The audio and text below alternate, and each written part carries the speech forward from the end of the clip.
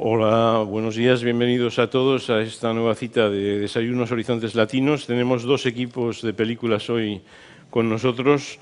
El primero es la película argentina La invención de la carne.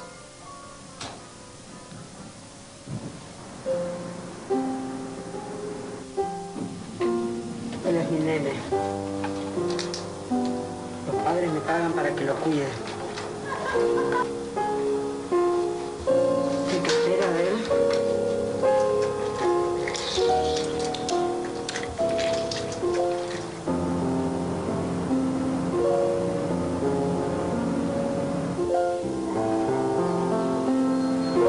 Tengo que viajar. Si me acompañas puedo pagarte. No sé si soy buena compañera de viaje.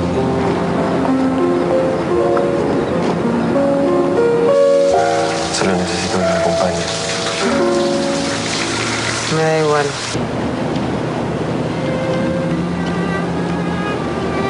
Es lejos.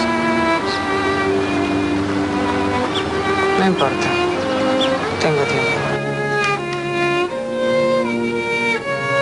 Ahí adentro crece una columna vertebral, músculos, huesos, ligamentos, pelos y uñas. Los pelos y las uñas no dejan de crecer ni de muerte.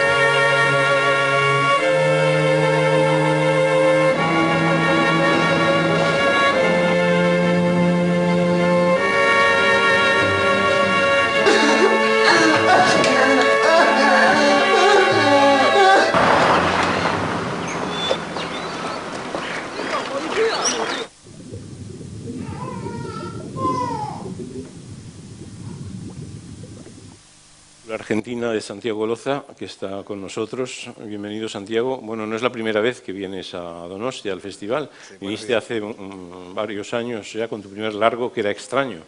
Sí, es la cuarta vez que vengo al festival. Cuarta O sea, vez. presentando la película, presenté Extraño en Cine en Construcción, después vine a Horizontes, el año pasado vine con otra película Cine en Construcción y ahora vuelvo a Horizontes. Bueno, esta película, ¿cómo podemos definirla? Es un viaje, es un road movie existencial, podemos decir. Creo que a mí me cuesta todavía definir la película, me parece que sí hay algo de eso, hay algo de película de viaje, hay algo de una especie de historia de relaciones sin llegar a ser un love story. Sé más lo que no es lo que no es la película que lo que es. Eso, ¿no? En todo caso, empieza con unas escenas en un hospital, una clínica en que está una chica que pasa unos exámenes ginecológicos. Sí. Y bueno, el mundo médico te atrae mucho, porque creo que recordar que en Extraño el personaje también era un cirujano. Sí, en realidad me di cuenta después de que coincidía que las dos películas tenían como protagonistas que tenían que ver con la medicina. O sea, para el personaje lo que me interesaba era esta relación con el cuerpo que tenía con lo físico, con la materialidad, esa búsqueda de tratar de entender la materia, la carne. Me parece que eso era lo que me... Este personaje, el personaje del chico, tenía ese tipo de curiosidad por lo biológico, por lo vivo, y a la vez como la necesidad de sentir algo. Entonces me parecía que bueno, eso era un estudiante de medicina, es alguien que tiene como un contacto con eso, lo orgánico permanente. Es difícil resumir o hacer una sinopsis de tu película, es decir, Sí, me cuesta. ¿de qué va? Sí. Bueno, la gente quiere que la cuentes. Es decir, son las relaciones entre tres personajes esencialmente, relaciones existenciales, pero también físicas, Sí. lo que has filmado. Sí, me parece que bueno, en realidad hay como dos personajes principales y después sobre esos personajes hay personajes como satelitales, hay personajes que están alrededor de ellos. Me parece que son dos viajes como paralelos de estos dos personajes. Después hay un tercer personaje que es la señora que cuida al chico. Y sí, son por un lado estas relaciones como afectivas un poco truncas o imposibles, o la imposibilidad de acercarse al otro, y después hay algo muy físico. Creo o intuyo que la película tiene algo muy sensorial, muy físico. Sí, hay que decir que das poca información al espectador, es decir, esto es deliberado, evidentemente. Sí. Incluso escuché en el coloquio, decías que incluso habías quitado diálogos en el montaje. Sí, sí. Tampoco, no sé si los diálogos que quité aclaraban algo. En realidad eran como diálogos quizás como más poéticos. O sea, no. Me parecía eso, creo que lo que dije ayer me interesa, o bueno, por lo menos para la película y para cierto tipo de cine, que trate como un adulto al que está mirando y como para mi parte del respeto es no subestimar la inteligencia del otro y saber que el otro debería poder completar una película, debería poder interactuar con la película y no recibir todo masticado. O sea, digo, a mí me pasa como cinéfilo que agradezco cuando yo puedo intervenir con la película. Algo de eso, y después me parecía que eso, que cuando los personajes se excedían en diálogo o había demasiado diálogo, o podían llegar a explicar algo que para mí la película no debe explicar. O sea, hay algo de lo intangible, de lo que no se nombra, que no debería ser explicado. O sea, que debería quedar en esa zona oculta. Y también siento que los personajes tienen algo...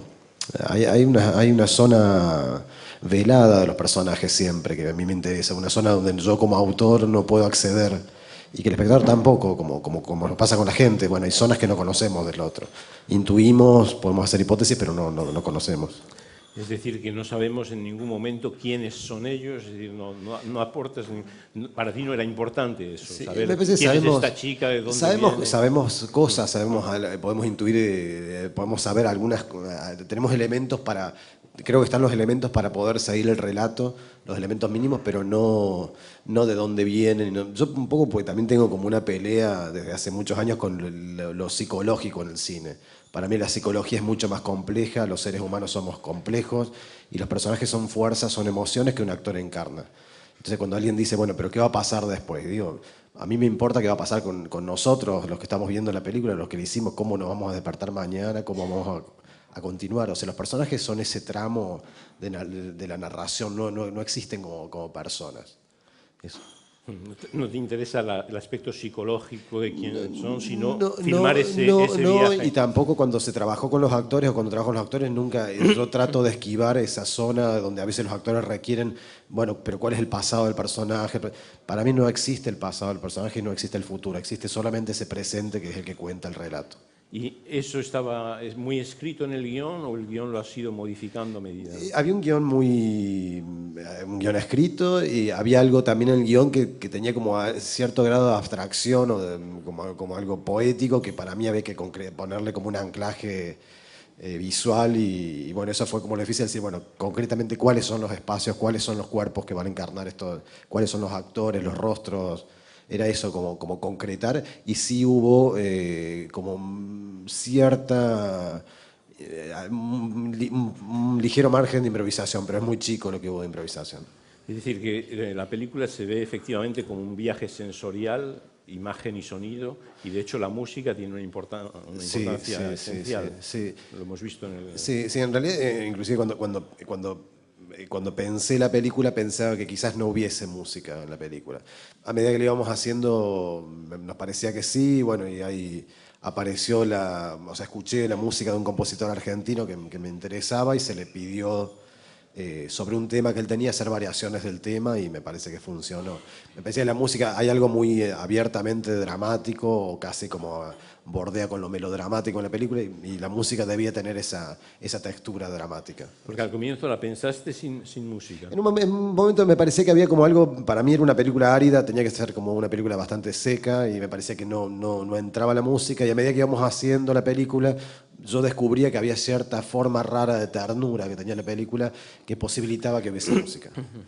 Aquí muestras en estas relaciones, como decíamos, existenciales, pero también físicas, sexuales de los personajes, está filmado con el contrapunto precisamente de esa música. En un momento dado, por ejemplo, recuerdo ahí la secuencia con el villancico de Navidad. Sí. ¿Cuál es la simbología de esto? Si hay una simbología es muy directa, digo, es esta canción religiosa popular en esa escena, en ese cuarto un poco sórdido o en esa situación un poco extraña, particular. Me parece eso. En realidad yo conozco hace muchos años ese villancico, lo conocía de pequeño y hay muchas versiones en Latinoamérica de ese villancico y me parecía que la escena se potenciaba con esa música, me parecía que estaba bien que en la radio se escuchara. O sea, para ese personaje que es una especie de taxi boy o un encuentro sexual no sería lo apropiado poner en la radio un villancico, pero me parecía que para la escena jugaba a favor y narraba algo, la enriquecía, salía de lo obvio de la escena, le cortaba cierta obviedad a la escena. En tu película evocas la homosexualidad, la heterosexualidad también, pero también, de otra manera, el tema de la maternidad. Sí, y la paternidad, me parece La que hay paternidad. algo. Me parece eso, que lo sexual aparece en la película como una necesidad fuerte de sentirse, que los personajes tienen de sentirse vivo y de estar presentes, de sentir ese presente, de aferrarse a algo, y también la necesidad esto de continuar de algún modo de los que van a venir, bueno, los personajes, o por ausencia, por omisión y por necesidad, está bueno, la continuidad, los que vienen, los niños, esta búsqueda de los hijos, como sea, de la forma que sea. Digo, como necesidad. Digo, yo a la vez no me parece que sea una película, o creo que no trata de dar cuenta de una situación social ni debatir. Digo, me parece una película que hace ciertas preguntas y que no están respondidas por la película. En todo caso, es una forma de cine muy particular, que no es un cine comercial, efectivamente, puesto que exige una adhesión Sí.